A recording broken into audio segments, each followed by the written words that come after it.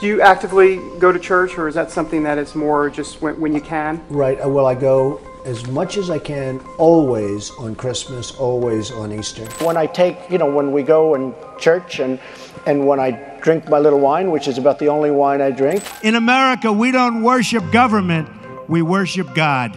Religion and Christianity are the biggest things missing from this country, and I truly believe that we need to bring them back. I like to be good. I don't like to have to ask for forgiveness, and I am good. I don't do a lot of things that are bad. I try and do nothing that's bad. Somebody said to me the other day, "You're the most famous person in the world by far." I said, "No, I'm not. No, I'm not." They said, "Yes, you are." I said, "No." They said, "Who's more famous?" I said, "Jesus Christ." But have you ever asked God for forgiveness?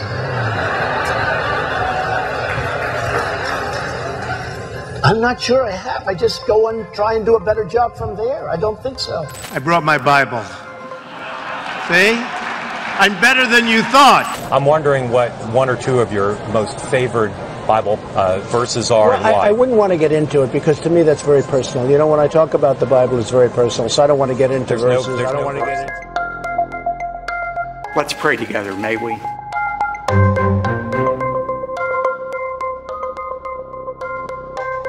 Why do evangelical Christians so strongly support Donald Trump?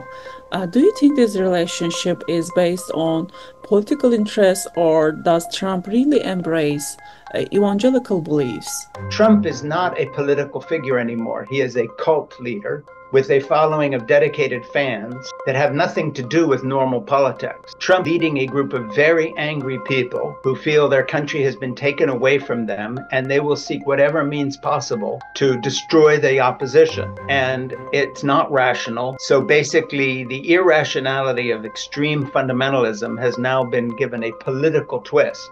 The Trump cult is the American Taliban. We are in a situation in which fanatical Christian nationalism, which is very much like Hindu nationalism with Modi in India. If you want to understand America, and understand what Trump is to America, then you have to understand that we are much more like Modi's India or the Saudi kingdom with the princes there. Trump is an authoritarian figure clinging on to power.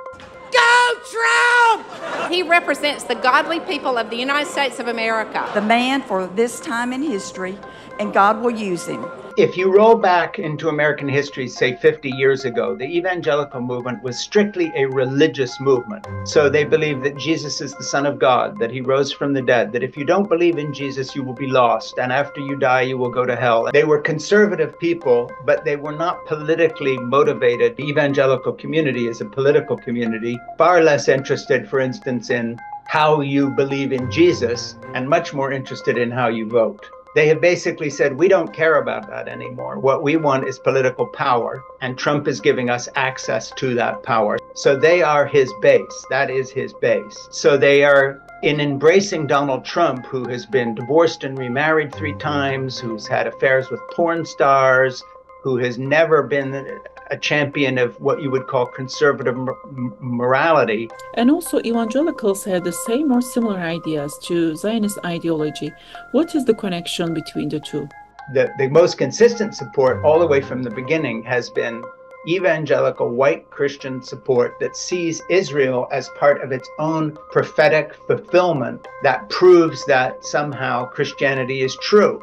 That America and Israel are forever united. All along that America is based on Judeo-Christian beliefs, and we're here because we love Israel. Why do we love the Jewish people? Well, I serve a Jew. His name is Jesus. He's the Messiah of Israel. Jerusalem is where Messiah will come and establish a kingdom that will never end. The state of Israel, from their point of view, is ordained by God as a fulfillment of prophecy. Evangelicals have a view of eschatology. That means the end times, the end of the world, that basically says that unless the state of Israel is there, Jesus will not come back because Jesus is supposed to return. From their point of view, okay, these may be bad people, but they're fulfilling God's will. Well, guess what? That's exactly how they see Donald Trump. Yes, he's a philandering adulterer. He's a liar. We know that. But he is part of God's plan to restore white Christian hegemony over the United States. And so we're not interested in Trump being perfect, or we're not interested in the Jews treating Palestinians correctly. And in that view, America is a city set on a hill, to use the old phrase. We're going to lead the world. We guide people the way they're supposed to be. They're living literally on another planet.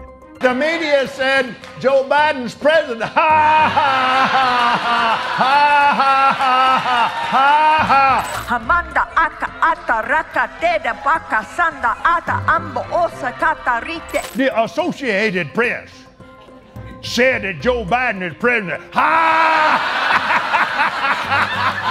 For I hear the sound of victory. I hear the sound of victory. I hear the sound of victory. Israel and the Jewish people need it. America needs it. The entire world needs it. As Herzl say, Im tirtzu en zu agada. If you will it, it is no dream.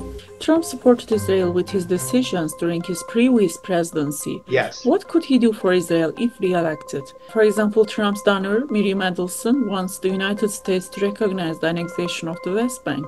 Will this happen? Yes.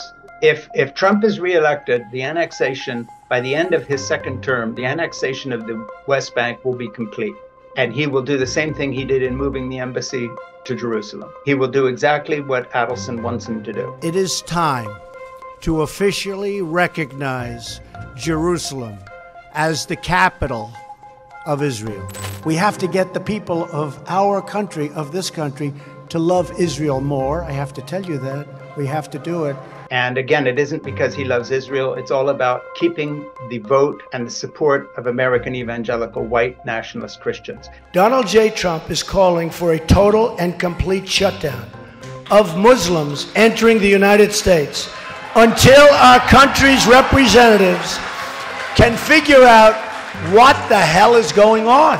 They're threatening mass deportations of illegal immigrants. And he already showed in his anti-Muslim policies in his first presidency that he would do a Muslim ban on people coming to America. Muslim Americans, even those who were born there, are somehow outsiders, and some will be deported. And so he's going to be tough on anybody that they want gone.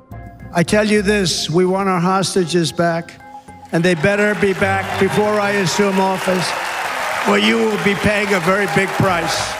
He will make an alliance with the hardest line in Israel, and whatever they want, they will get. And if that includes the total destruction of Gaza, he will go for that. There are no limits to what Trump will do in terms of his barbarity and his cruelty. He does not have any modicum of decency on a humanitarian level. We're back in the 12th century, all of us.